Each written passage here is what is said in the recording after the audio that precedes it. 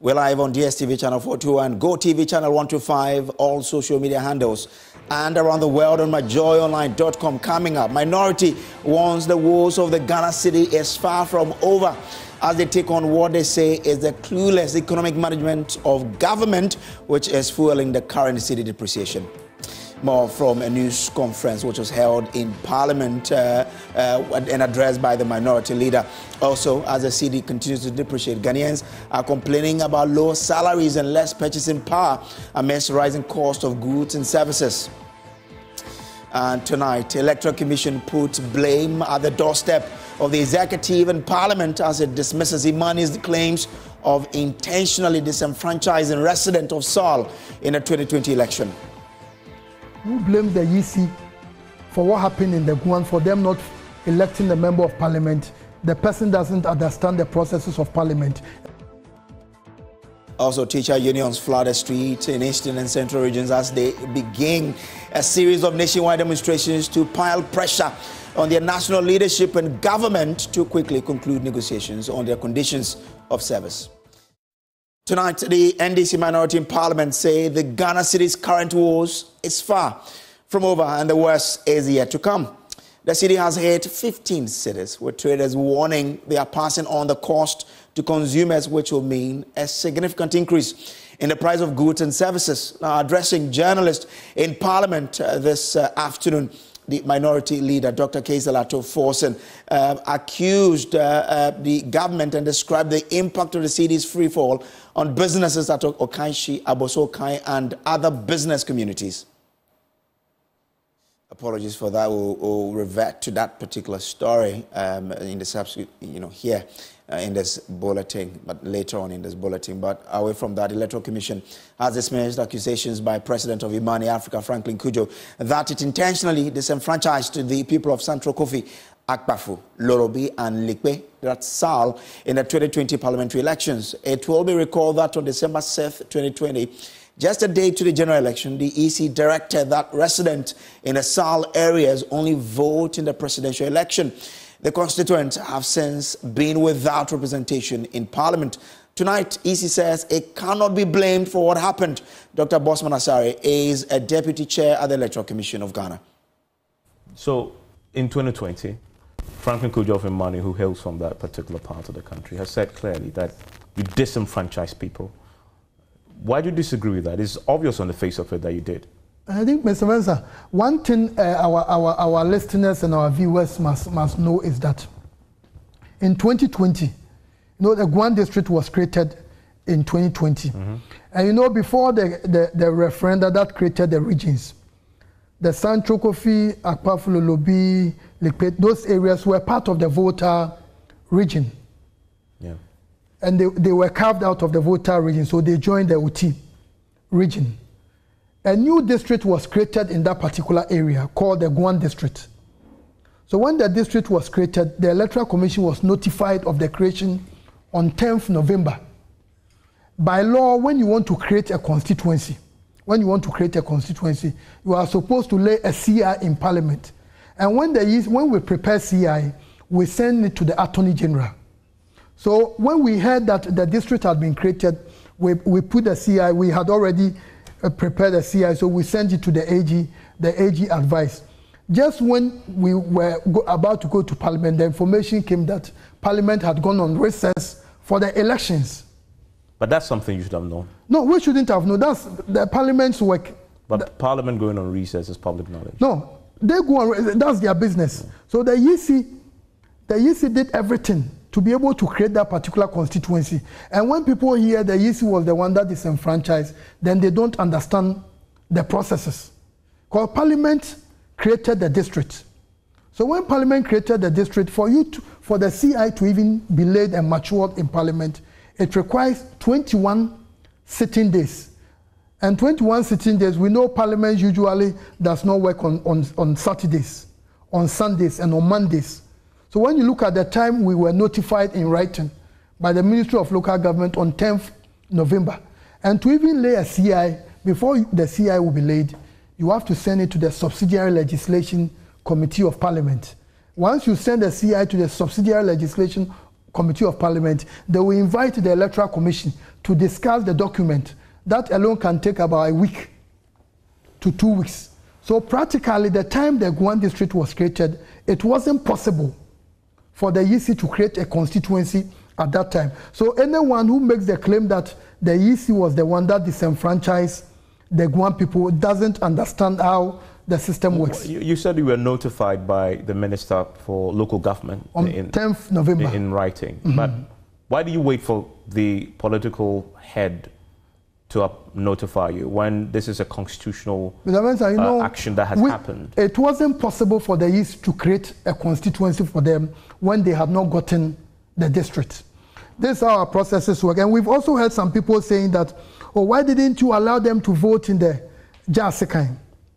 I mean, but the creation of the district is a constitutional, it's pursuant to a constitutional provision. Yes. And once it's done, the Constitution lays out a clear process and looking at the time of the EC's own so look, which we did. Looking at the time, it wasn't possible. That's why I made the point. But the reliance on the local government minister's letter to trigger your constitutional mandate is what has also raised a bit of questions. No, it shouldn't, because that's the procedure. Because you know the Guan areas were part of the Hohoi municipality. So as soon as that region as soon as they joined Oti, they were no longer part of the Volta region. And in the Constitution, Article 47 of the Constitution, Article 47(2), it states clearly that no constituency can be in two regions. I mean, those on the face of the law is very clear. Then the Local Government Act 936 is also very clear that one member of parliament cannot represent two districts. So if the Guan people had voted in Jasikai, then Mr. Kofi Adams, Honorable Kofi Adams, would have become the member of parliament representing Jasikai district and also Guan district. If they had also voted in Hohoi, then Mr. Honorable, the MP for Hohoi, would have become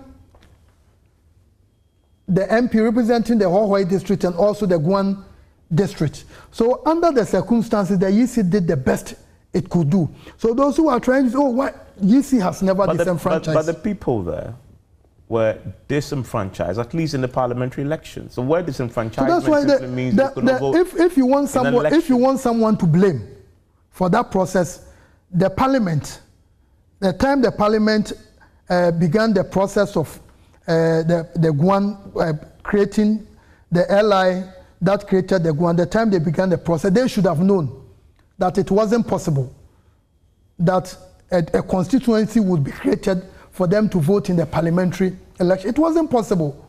But because the nature of the EC's work, at times we don't talk about certain things. But clearly, anyone who blames the EC for what happened in the Guan, for them not electing a member of parliament, the person doesn't understand the processes of parliament. So the full interview plays on the PM Express tonight with Evans Mensah.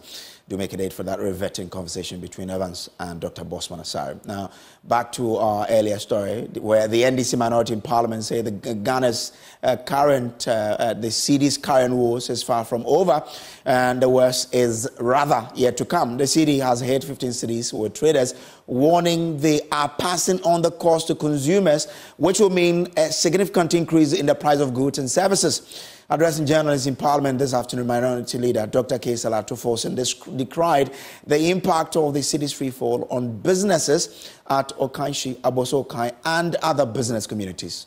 Listen.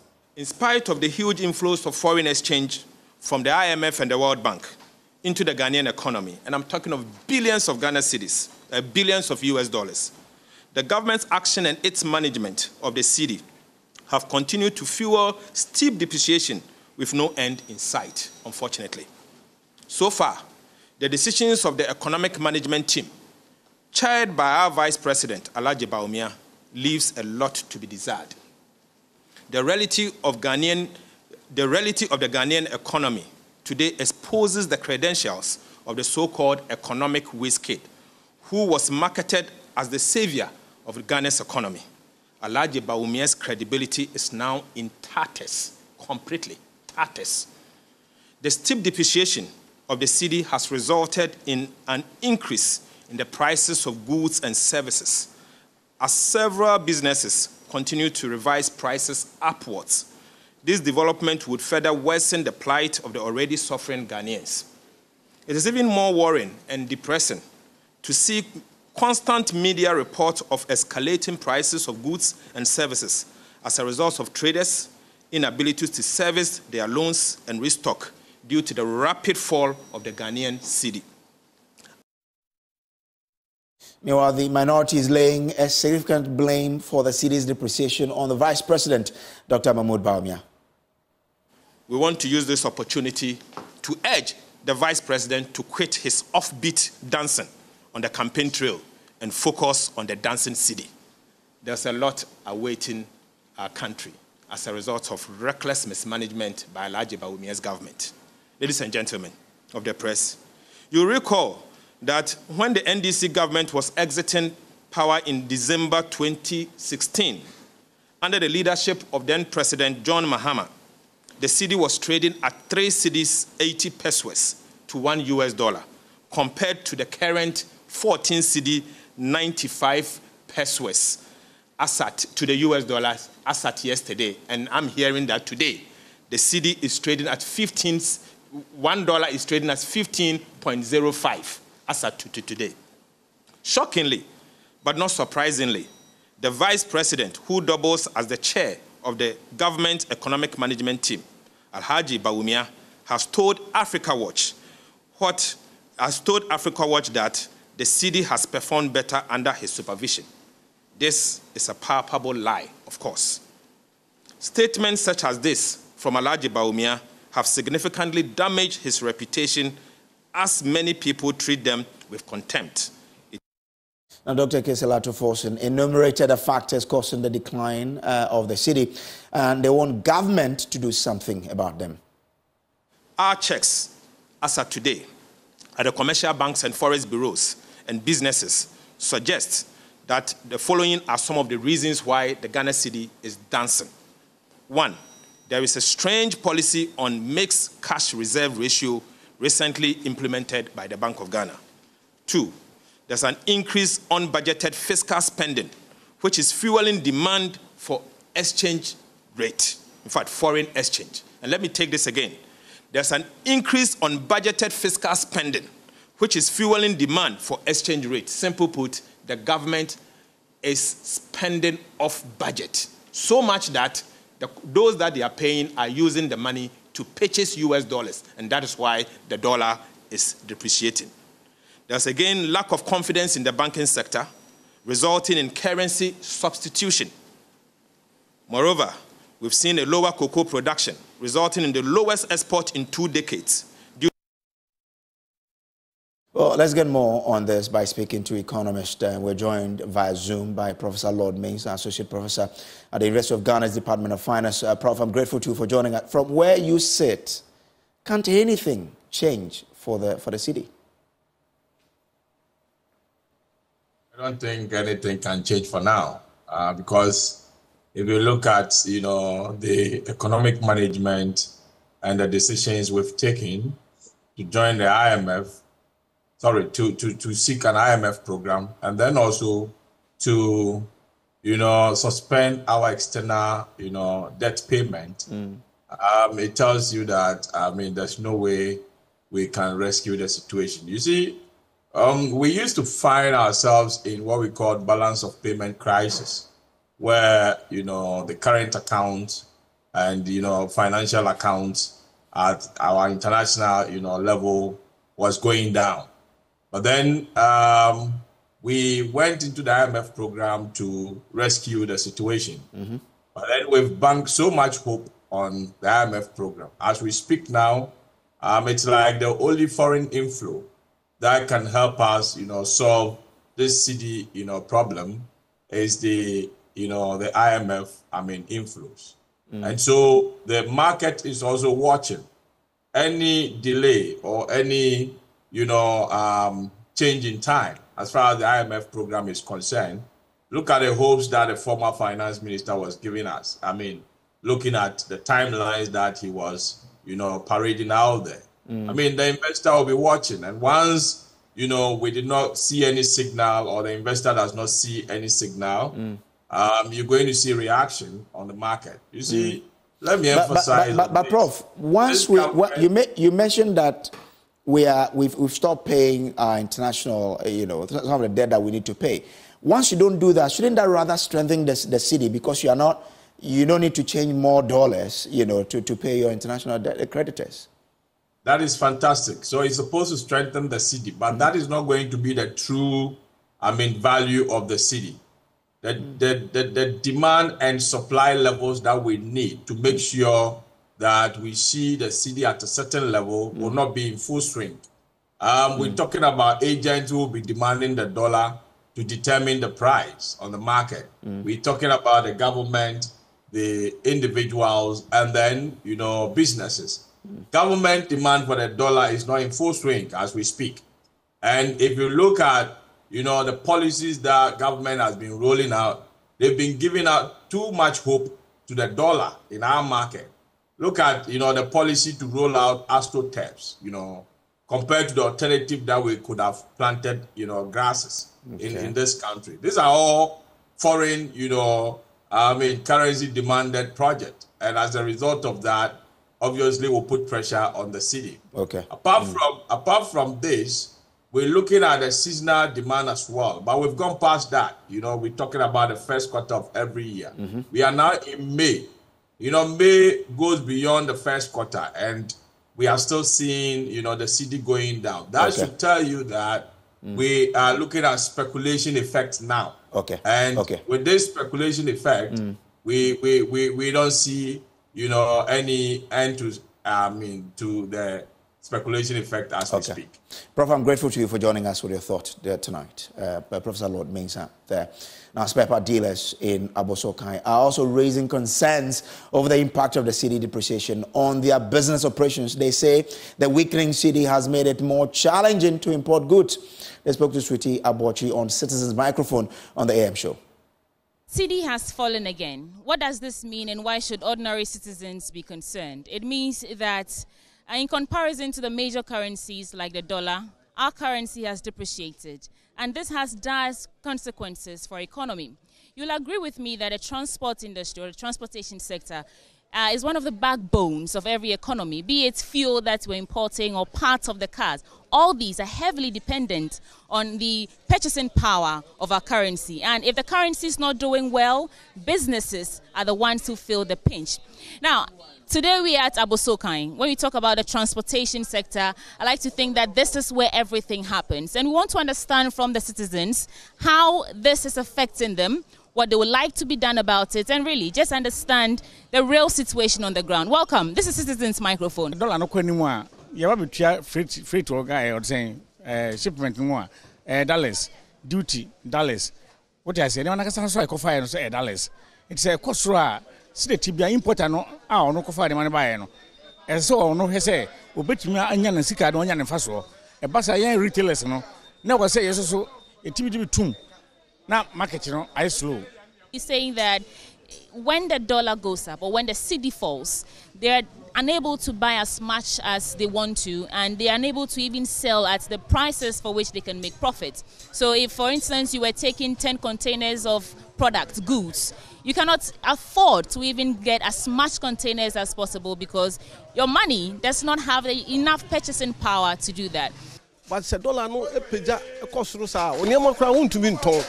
And then nipa na eba beton scan bi way sika kro no nti upeja na sa da ho oba so ho won tumi to obesan kofa another way bi a ono obetumi aye na ade na akọ na che se wa wo kra ne ma no me wa wasese scan kese na so ne ma no ntumi nton na che se wo ho kire o nti yesrem dollar no de kile hadwin have business mind for hadwin pa nti okoya we bi o betumi afa so aboama dollar system. Right. So not only are they unable to buy their goods, the citizens, regular, ordinary Ghanaians, transport operators are unable to purchase these goods because of the hike in prices. Now, recall that the various transport unions were threatening to increase transport fares, and this gives us a sense of why they are doing that. Because if they have to buy these parts that they need for maintenance to be able to run their businesses at double the prices, and fuel prices are also going up, don't forget that. So at what point do they reconcile the business they're doing, make some profits, and then, live some sort of comfortable life? Now, away from that, there is growing anxiety among kidney patients across the country as government increases the cost of dialysis treatment. A kidney patient is now required to pay close to 1,000 Ghana cedis every week for 2 sessions on a dialysis machine.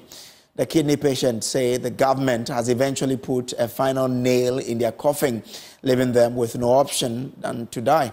In the first part of our dialysis series, features editor Richard Kwadwo tells a story of disappointment, anger, and betrayal.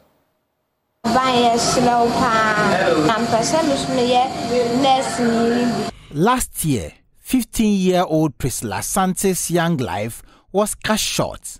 Her dream of becoming a nurse unfulfilled, leaving a void in the hearts of many. Her mother's voice joined the choruses across the country in calling on government to reduce the cost of dialysis in order for many to live.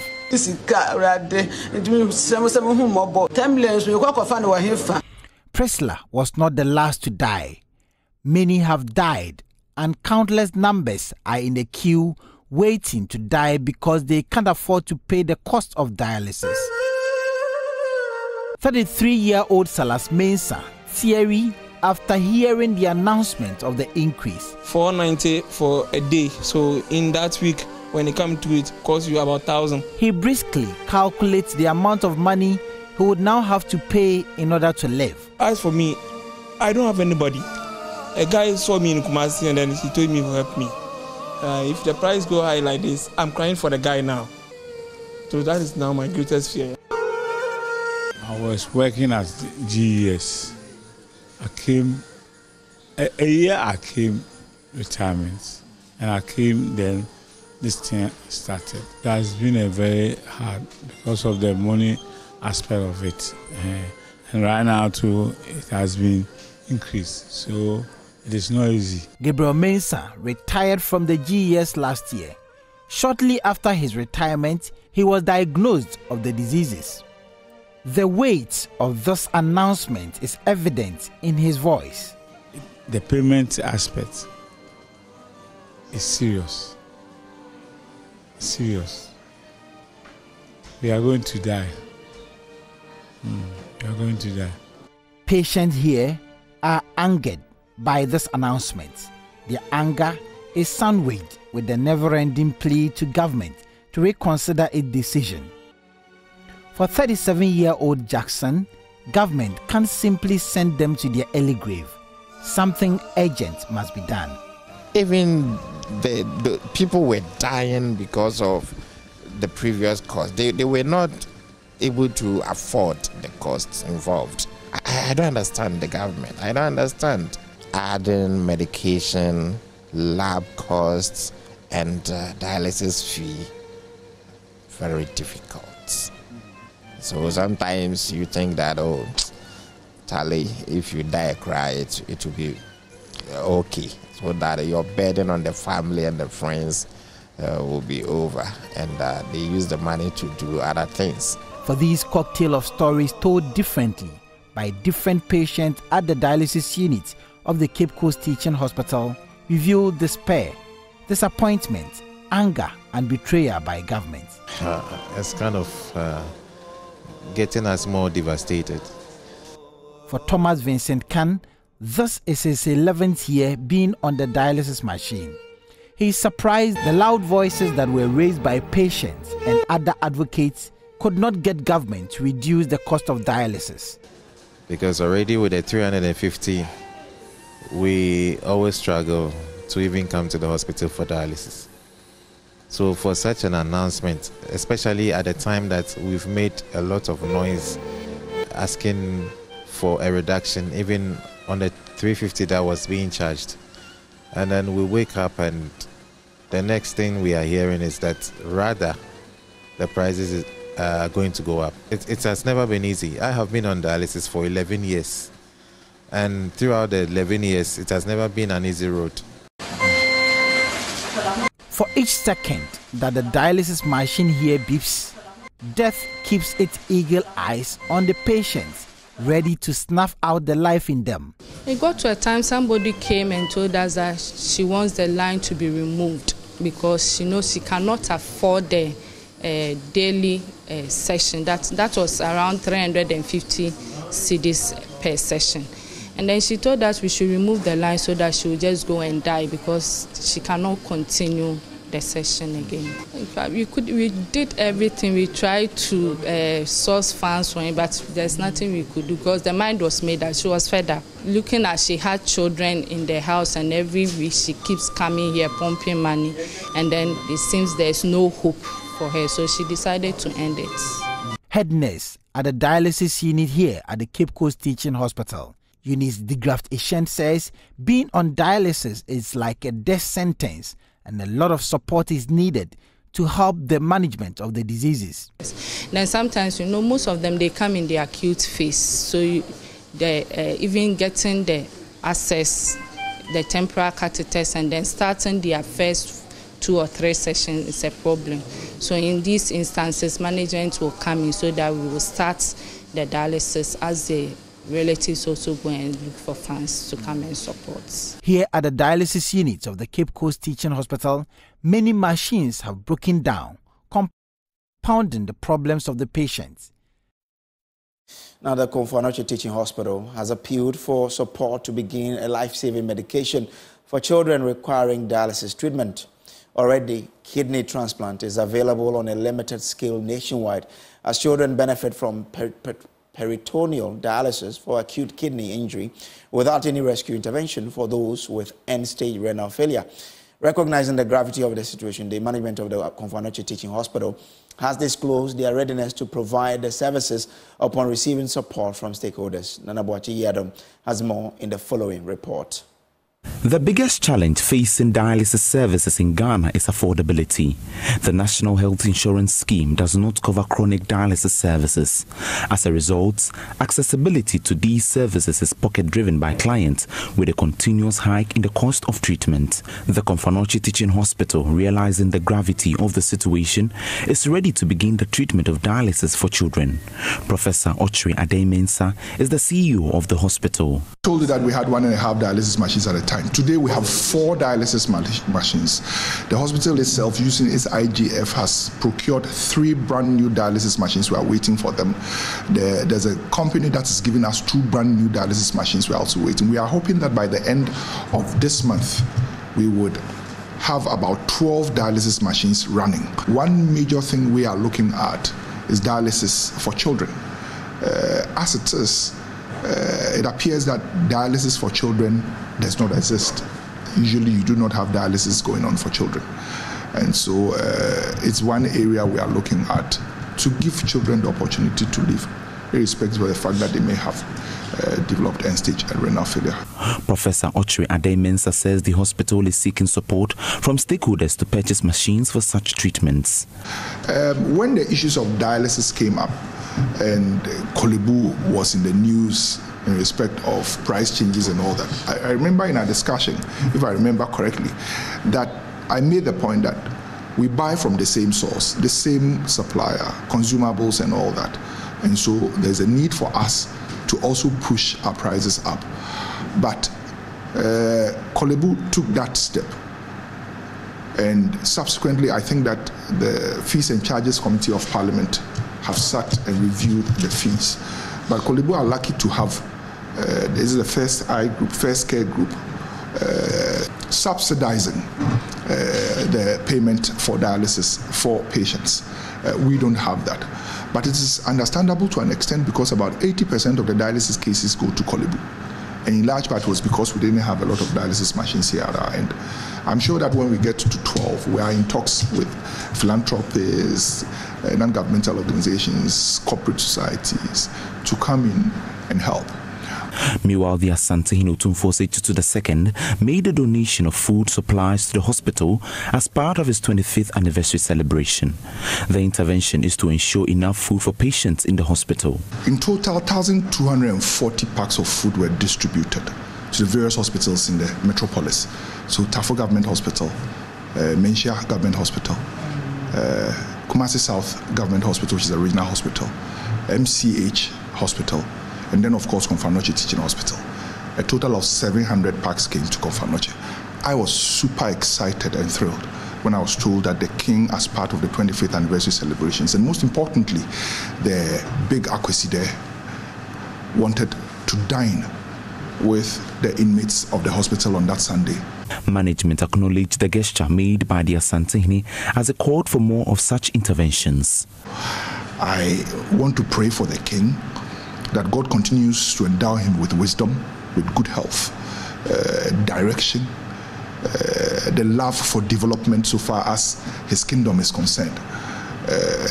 I pray that God himself will preserve him and grant us the opportunity to get closer and closer so that we are able to learn from him. For Joe News, Nana Boche-Dankwa-Yadom, Kumasi. Well, this is still the Joe News Prime. We'll take a quick break. We'll be back with more. Please do stay.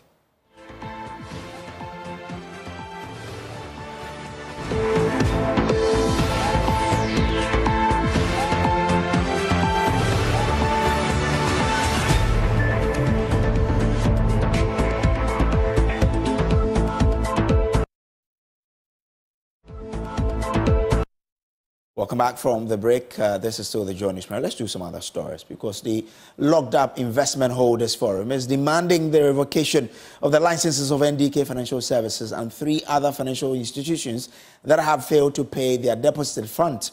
Their last meeting with the Bank of Ghana in March over the issue ended and inconclusively. Now, the group picketed the Finance Ministry earlier today where they clashed with the Deputy Finance Minister over their locked up funds. Kenneth Jesse has more in the following report. Have you seen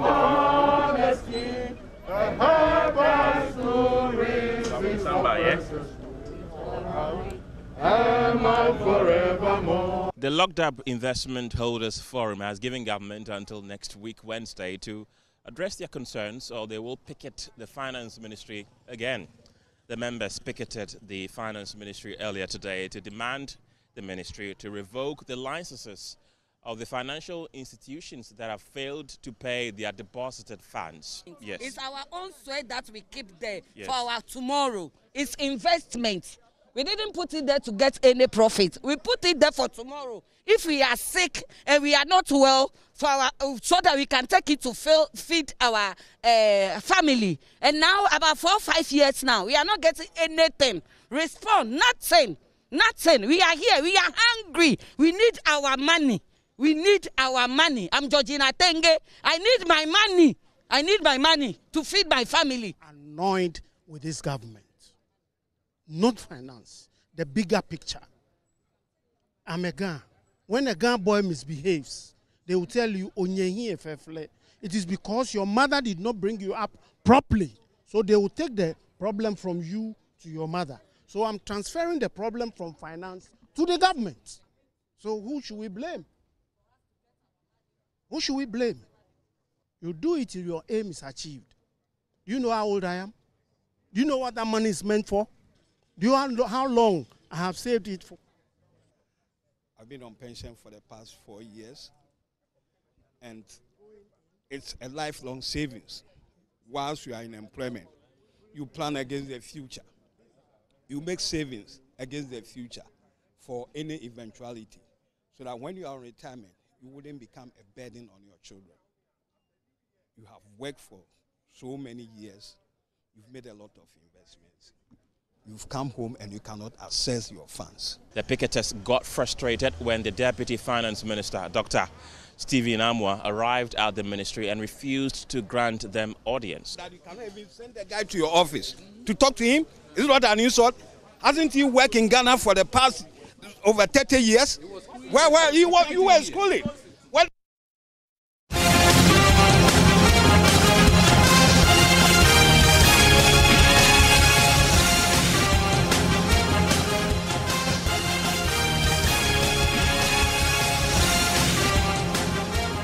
Our election headquarters is brought to you by Petrosolio Clean Fuel in full quantity, Chartered Institute of Management Accountant, the American Institute of Certified Public Accountant, together as the Association of International Certified Professional Accountant, the German Ozone Medical Center, Alternative Therapy, Dental Wellness and Beauty, and also the Chop Box Technologies, a convenient service. Election headquarters for an informed electorate. Now, the religious leaders have been praised for their crucial role in promoting peaceful coexistence among the various religious groups and tribes in the country. During his Savannah regional campaign tour, Dr. Mahmoud Baumia, the flag bearer of the NPP, commended the clergy for their effort in fostering religious tolerance, which he attributed to the peace enjoyed in Ghana. He noted that Ghana has become a model for peaceful coexistence in Africa and urged citizens not to take this peace for granted. Was a member of the Methodist Boys Brigade. I was a strong member of the Methodist Boys Brigade in Sakasaka.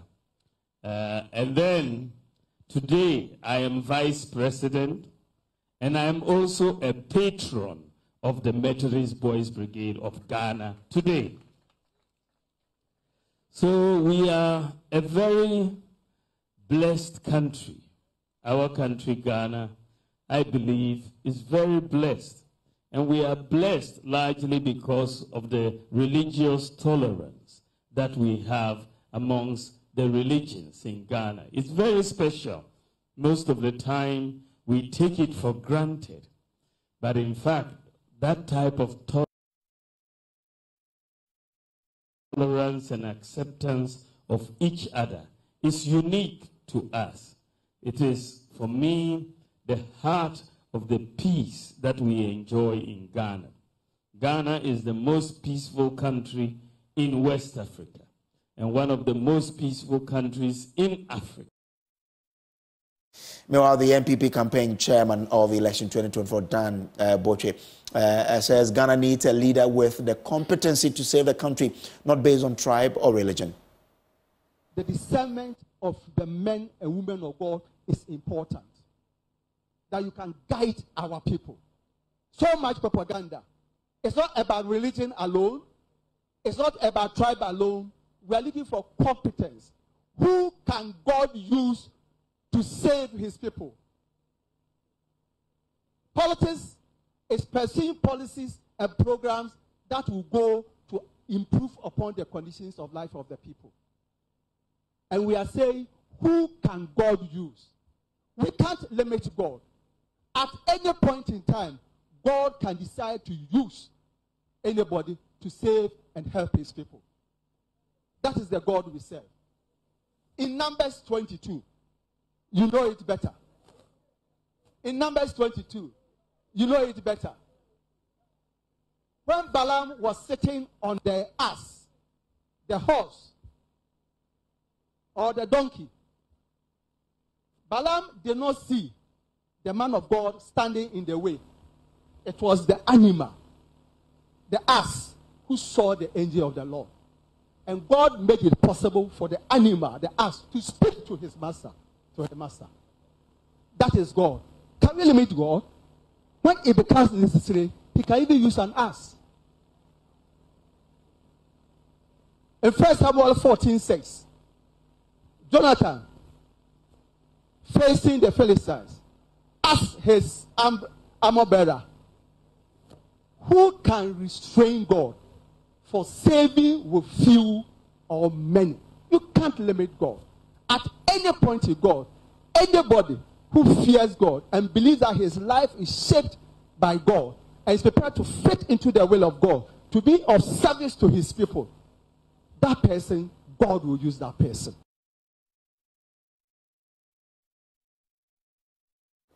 Our election headquarters is brought to you by Petrosolio Clean Fuel in full quantity, Chartered Institute of Management Accountant, the American Institute of Certified Public Accountant, together as the Association of International Certified Professional Accountant, the German Ozone Medical Center, Alternative Therapy, Dental Wellness and Beauty, and also Chop Box Technologies, a convenient service. Election headquarters for an informed electorate. We'll take a short break. We'll be back with Showbiz to stay.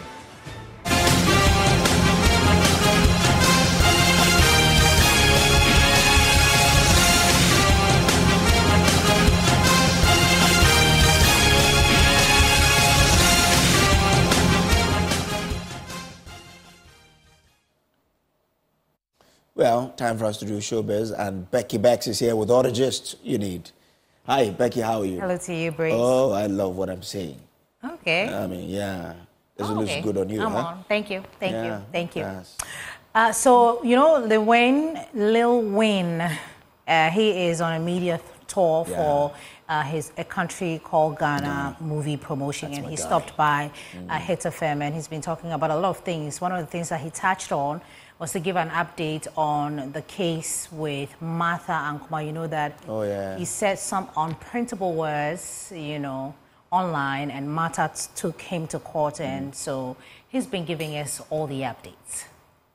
Recently, when Martha has me by ye. Oh, yeah, kidding that I trust it. Pacho to Bossy. I trust me, frail. I was ready to my okay, say, I go on Woody. Oh, you trust it. As I'm no court. Emma, no Casa, no can say, as I'm no court. You say, more some court, I'm say. In your life, and I was the same princess of all the involved.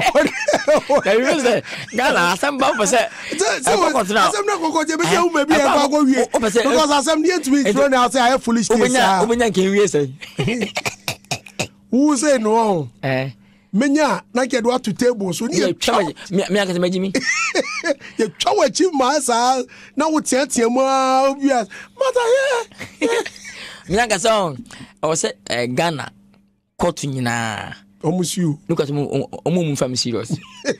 What's Ambawa? I'm mum family serious. Who's that comedian as a Omako court, Mr. Bean Muno, who's on Omako court?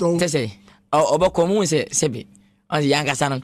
You know, be my yesterday. Yeah, no mum was saying, didn't answer me. It's your old cockers in our catcher judge. But somebody didn't know any mum was saying. Didn't know Mr. When I'm saying. Okay, two cockers or catch him say. The cockatra. Some of okay. No matter the okay, I'm saying. Yeah, so that.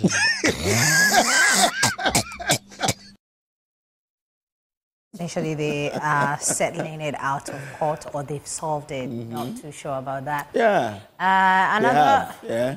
I wish more. I like him so much. Okay. I pray that his movie succeeds. He gets a lot of people going to the theaters. I mean, Accra, I'll go. That's all we're all looking forward to. We want the industry to grow and expand. And so this is just, you know, one of the things that will push that agenda forward. Let's talk about medical. So he's back from the O2 success, and he's been apologizing for all the things that he's done, all the insults that he's been, you know, spewing on social media and all of that. Medical, take it away.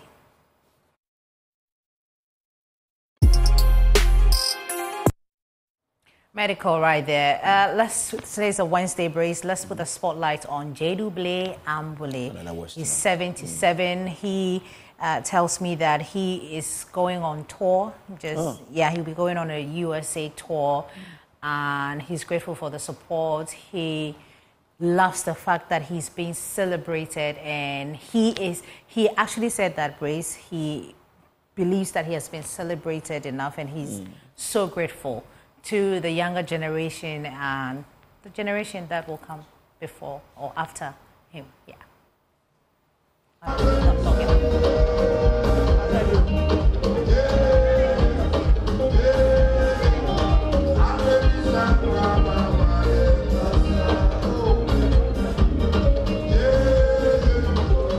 I feel energetic, and I feel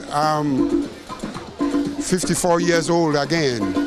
Because when I take a look back, you know, all these years up to 77, and with the energy and with the blessings and everything, I can't do anything but just to say thank you.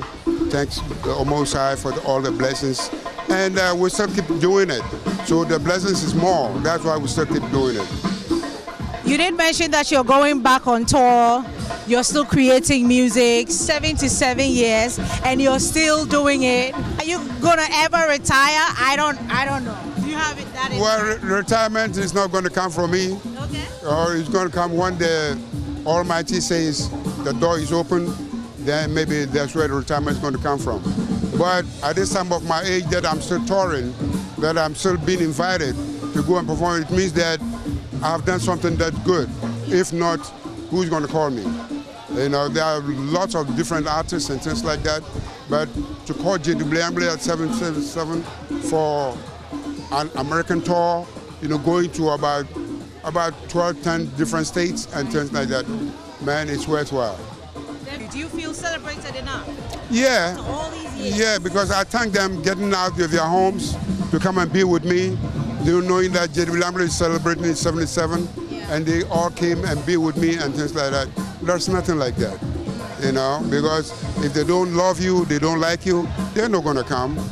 The whole place was full because they all wanted to celebrate with me and make my 77 years worthwhile. Are you fulfilled? It's been how many years, how many decades of giving us quality music? You're still doing music. You're still going on tours. You're still, getting us that Simugwa feel and all of that. The vibration, yeah. The vibration. Yeah. I mean, are you fulfilled with how far you've come, and what are the plans for the next probably 20 days? The fulfillment is coming from the children. Because most of the children, the one I made my music, they weren't born. But they've grown up to see and hear the name Cedi Depreciation. They see me in the streets, they call me about the fruit, about the qualities, and I say, hey man, you weren't born when I made that music. So for you to able to come and recognize that, and at the back of your mind, you see me call me, I think the blessing comes from the Most High. Because most of my colleagues, nobody's remembering them. So if Cedi Depreciation is being remembered, it means that I have to just give thanks, that's all.